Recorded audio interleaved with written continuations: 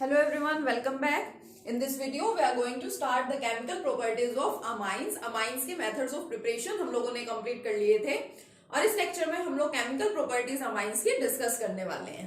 Chemical properties की बात करें तो सबसे पहले देखिए हम लोगों ने अमाइंस के स्ट्रक्चर को डिस्कस किया था RNH2. ठीक है, ये हमारा प्राइमरी अमाइन है. इसी तरह से सेकेंडरी एंड टर्सरी अमाइंस होते हैं, बट ये जो नाइट्रोजन है it contains lone pair of electrons. And Lewis concept के अकॉर्डिंगली जिस सब्सटेंस के ऊपर जहां पे जिस एटम में lone pair of electrons present होते हैं वो वाला सब्सटेंस हमारा किस तरह से एक्ट करता है as a Lewis base. It means जो हमारे अमाइंस हैं दे हैव बेसिक नेचर. चाहे किसी भी टाइप के अमाइन की हम लोग बात कर लें, एलिफेटिक की बात करें, एरोमेटिक की बात करें, एलिफेटिक में भी फर्दर हम लोग प्राइमरी, सेकेंडरी, टर्सरी किसी भी टाइप के अमाइन की बात करें तो सभी अमाइंस का नेचर कैसा होता है बेटा? बेसिक नेचर होता है. ठीक है, due to the presence of lone pair of electrons. अब बेसिक नेचर आपको शो करना है तो उसके लिए क्या करें? अगर इस सब्सटेंस का नेचर बेसिक है, फॉर एग्जांपल मैं यहाँ पे लिख देती हूँ RNH2, ये हमारी कोई अमाइन है, प्राइमरी अमाइन. ठीक है, इसका रिएक्शन मुझे कराना है किसी एसिड के साथ. मैं रिएक्शन करा देती हूँ, कोई भी हेलोजन एसिड है, HBr, HCl कुछ भी ले लेती हूँ यहाँ पे. तो क्या होगा देखिए, हाइड्रोजन इसी के साथ कंबाइन हो जाएगा और इस पे नेगेटिव चार्ज होता है तो क्या बनेगा? RNH3 positive and X negative. इस टाइप का रिएक्शन हम लोगों ने प्रिपरेशन में भी पढ़ा था. ठीक है, सिमिलरली अगर मेरे पास मान लीजिए एरोमेटिक अमीन है, बेंजीन के ऊपर NH2 मतलब कि क्या है, ये एनिलीन है, प्लस इसका रिएक्शन अगर मैं करवा दूं HX से तो ये हाइड्रोजन इसके साथ ही कंबाइन होगा और क्या बन जाएगा देखिए, बेंजीन रिंग के ऊपर NH3 positive and X negative. In salts की यहाँ पे क्या हो जाती है? फॉर्मेशन हो जाती है. ठीक है, तो अगर एसिड से कोई सब्सटेंस रिएक्शन शो कर रहा है, इट मींस क्या वहां पे आपने प्रूव कर दिया कि आपके सब्सटेंस जो आपने ले रखा है यहाँ पे वो आपका सब्सटेंस कैसी नेचर शो करता है? Basic nature. क्योंकि जिस सब्सटेंस की नेचर बेसिक होगी वही सब्सटेंस क्या करेगा? एसिड के साथ रिएक्शन शो करेगा. तो यहाँ पे हम लोगों ने एलिफेटिक एंड एरोमेटिक दोनों टाइप की अमाइन का रिएक्शन ले लिया, दोनों ने एसिड के साथ रिएक्शन शो किया. It means they have basic nature.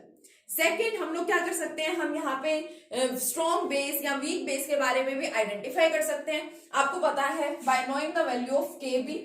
ठीक है, डिसोसिएशन कांस्टेंट ऑफ बेस, ये आप लोगों ने 11th क्लास में आयनिक इक्विलिब्रियम यूनिट में सीखा था. तो Kb की वैल्यू हम लोग फाइंड करते हैं डिसोसिएशन और ionization constant of a base. अगर इसकी वैल्यू होगी ज्यादा, ठीक है, then basic strength will also be more and vice versa. अगर Kb की वैल्यू ज्यादा होगी तो बेसिक स्ट्रेंथ भी क्या होती है? ज्यादा होती है. और अगर Kb की वैल्यू होगी कम तो बेसिक स्ट्रेंथ भी क्या होगी? कम होगी. तो हम लोग ये बोल सकते हैं कि बेसिक स्ट्रेंथ, ये जो बेसिक स्ट्रेंथ है यहाँ पे जिसकी हम बात कर रहे हैं, it is directly proportional to Kb. या फिर Pkb के टर्म्स में भी हम लोग एक्सप्लेन करते हैं तो हम ऐसे भी बोल सकते हैं कि basic strength is inversely proportional to Pkb. ठीक है, ये वाले रिलेशंस हम लोगों ने पहले भी पढ़ रखे हैं. तो ये सबसे सिंपलेस्ट वे है प्रूव करने का कि बेसिक नेचर आपको प्रूव करना है. किसी भी सब्सटेंस की बेसिक नेचर आप शो करना चाहते हैं तो उसका रिएक्शन किससे दिखा दो? एसिड से दिखा दो. इट मींस आपने वहां पे बेसिक नेचर प्रूव कर दी. तो यहाँ पे देखिए हमें ये तो पता चल गया कि हमारे पास जो भी अमाइंस होती है चाहे वो किसी भी टाइप की हो, उनका नेचर कैसा होगा? बेसिक होगा. सेकेंड पॉइंट, Kb की वैल्यू की हेल्प से आप लोग क्या प्रेडिक्ट कर सकते हैं? बेसिक स्ट्रेंथ को प्रेडिक्ट कर सकते हैं. ठीक है, now what about primary, secondary, tertiary amines and ammonia. अगर हम अमोनिया के बेसिक नेचर को, क्योंकि अमोनिया का भी बेसिक नेचर ही होता है, अगर हम अमोनिया के बेसिक नेचर को और डिफरेंट टाइप के अमाइंस की बेसिक नेचर को अगर हम लोग कंपेयर करें तो किसका बेसिक नेचर ज्यादा होगा और क्यों? ये पॉइंट हमें अच्छे से समझना है. ठीक है, तो हम लोग क्या करते हैं? Primary, secondary and tertiary amines की बेसिक स्ट्रेंथ को कंपेयर करते हैं आपस में भी और अमोनिया के साथ भी. तो देखिए सबसे पहले हमारे पास कौन प्रेजेंट है? अमोनिया. अमोनिया में क्या होता है? एक नाइट्रोजन है और 3 हाइड्रोजन प्रेजेंट होते हैं. ठीक है, ये तो बात हो गई अमोनिया की. अब अमोनिया के साथ सपोज मैंने ले लिया प्राइमरी अमीन. प्राइमरी अमीन मतलब RNH2. ठीक है, नेक्स्ट बात करूं सेकेंडरी की तो R2NH होता है. ठीक है, लोन पेयर ऑफ इलेक्ट्रॉन्स तो है ही. And next one R3NH. ये हो गया आपके ये first ammonia, primary amine, secondary amine and tertiary amine. चारों आपने यहाँ पे लिख लिए. अब आपको इन चारों के बेसिक नेचर को कंपेयर करना है। तो देखो, जैसे आप एसिडिक नेचर की बात करते हैं, आप एसिडिक नेचर प्रूव करते थे तो क्या कहते थे कि जो सब्सटेंस इजीली हाइड्रोजन प्रोवाइड कर सकता है, इजीली प्रोटॉन डोनेट कर सकता है, वो स्ट्रॉन्ग एसिड है। ठीक है, जो इजीली प्रोटॉन एक्सेप्ट कर सकता है वो क्या है, वो स्ट्रॉन्ग बेस है, अदरवाइज वो वीक बेस होगा। इसी तरह से यहाँ पे लोन पेयर ऑफ इलेक्ट्रॉन्स जहां पे ज्यादा होंगे, लोन पेयर ऑफ इलेक्ट्रॉन तो अब आप कहेंगे हमें यहाँ पे सभी केस में 1-1 ही दिखाई दे रहा है, बट यहाँ पे मीनिंग है इलेक्ट्रॉन डेंसिटी से। इलेक्ट्रॉन डेंसिटी से यहाँ पे मतलब है जहां पे जिस केस में जिस भी नाइट्रोजन एटम के ऊपर इलेक्ट्रॉन डेंसिटी मैक्सिमम होगी, इट मींस उस सब्सटेंस का बेसिक नेचर क्या होगा, ज्यादा होगा। इसी के बारे में हम लोग डिस्कस करते हैं कि जहां पे इलेक्ट्रॉन डेंसिटी ज्यादा है उस सब्सटेंस का बेसिक नेचर भी क्या होगा, ज्यादा होगा। सिंपल सी बात है।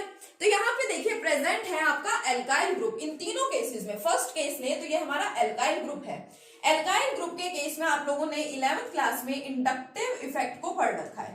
ठीक है, कि क्या होता है जो आपके एल्काइल ग्रुप्स हैं, whether it is methyl, ethyl, propyl और ब्यूटाइल एंड सो ऑन, ये ग्रुप्स क्या करते हैं, इंडक्टिव इफेक्ट शो करते हैं। ठीक है, अब मान लीजिए आपको इंडक्टिव इफेक्ट नहीं ध्यान है कि क्या था इंडक्टिव इफेक्ट, तो मैं बताती हूं कि आपका एल्काइल ग्रुप है। Alkyl group is electron releasing और इलेक्ट्रॉन डोनेटिंग ग्रुप। जो हमारा एल्काइल ग्रुप है उसको हम लोग क्या बोलते हैं, इलेक्ट्रॉन रिलीजिंग, या फिर उसी को क्या कहते हैं हम लोग, इलेक्ट्रॉन डोनेटिंग ग्रुप भी उसको बोलते हैं। तो यहाँ पे देखो एल्काइल ग्रुप प्रेजेंट है, नाइट्रोजन के ऊपर एक loan pair of electron present है और ये एल्काइल ग्रुप अपने इलेक्ट्रॉन क्या करेगा, रिलीज करेगा। क्योंकि ये इलेक्ट्रॉन रिलीजिंग ग्रुप है, इस ग्रुप की टेंडेंसी है कि जहां पे भी प्रेजेंट होगा अपने इलेक्ट्रॉन्स वो क्या कर देगा, रिलीज करेगा। कहाँ जाएंगे इसके इलेक्ट्रॉन, नाइट्रोजन पे जाएंगे। इट मींस यहाँ पे नाइट्रोजन के ऊपर इलेक्ट्रॉन डेंसिटी थोड़ी सी बढ़ जाएगी, यानी इस सब्सटेंस का बेसिक नेचर थोड़ा सा ज्यादा है। नेक्स्ट केस की बात करें तो यहाँ पे तो दो एल्काइल ग्रुप्स हैं, दोनों ही क्या करेंगे, इलेक्ट्रॉन डोनेट करेंगे, रिलीज करेंगे।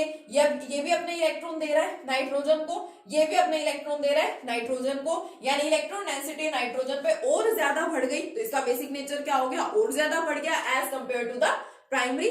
नाउ व्हाट अबाउट दिस, यहाँ पे तो हमारे 3 एल्काइल ग्रुप प्रेजेंट है। अब ये वाला भी नाइट्रोजन को इलेक्ट्रॉन प्रोवाइड कर रहा है, ये भी कर रहा है और ये भी कर रहा है। अब तो नाइट्रोजन पे इलेक्ट्रॉन डेंसिटी सबसे ज्यादा हो गई, बिल्कुल मैक्सिमम हो गई, एक्सेस में यहाँ पे इलेक्ट्रॉन्स आ गए अब तो नाइट्रोजन के ऊपर। तो इसका मतलब जो आपकी टर्सरी अमाइन है उसका बेसिक नेचर अब तो सबसे ज्यादा होगा है ना, इन तीनों को कंपेयर करें तो। Now what about ammonia, ammonia में तो एक भी आपका जो एल्काइल ग्रुप है वो प्रेजेंट ही नहीं है। अमोनिया के अंदर तो सिर्फ 3 हाइड्रोजन एटम्स ही प्रेजेंट है और इस पे इलेक्ट्रॉन डेंसिटी बढ़ने के कोई चांसेस ही नहीं है।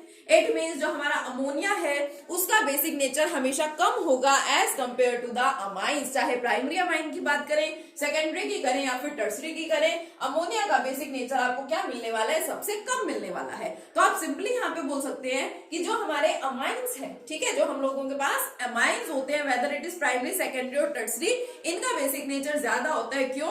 Due to the plus I effect, या फिर बोल सकते हैं due to inductive effect of the alkyl group. ठीक है, और आप इसका एक्सप्लेन भी कर सकते हैं कि ये इलेक्ट्रॉन रिलीज कर रहा है तो इलेक्ट्रॉन डेंसिटी नाइट्रोजन के ऊपर, हमारे सेंट्रल एटम के ऊपर इंक्रीज हो रही है, इस वजह से बेसिक नेचर भी क्या हो जाएगा, इंक्रीज हो जाएगा। तो हम यहाँ पे ऑर्डर ऑफ बेसिसिटी कैसे लिख सकते हैं, देखिए order of basicity. Now what is the order of basicity?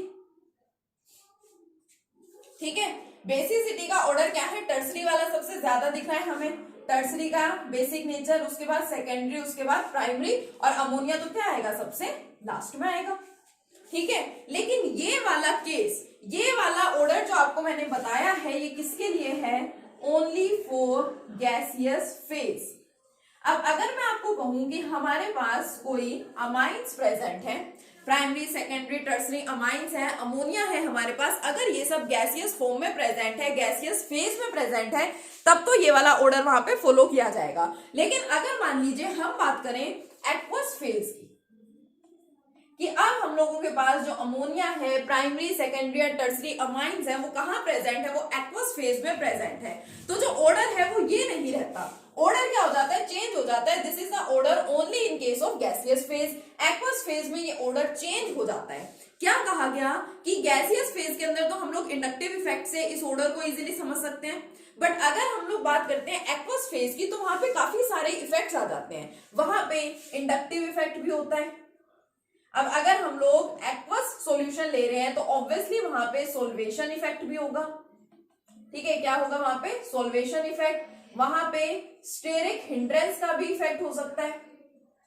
तो इतने सारे फैक्टर्स वहां पे आ जाते हैं अगर हम बात करें एक्वस फेज की। तो इस वजह से जो बेसिसिटी का ऑर्डर है वो क्या हो जाता है, चेंज हो जाता है। एक्वस फॉर्म में बेसिसिटी का ऑर्डर ये नहीं रहता। अब ये नहीं रहता तो फिर ऑर्डर क्या होगा उसको देखते हैं।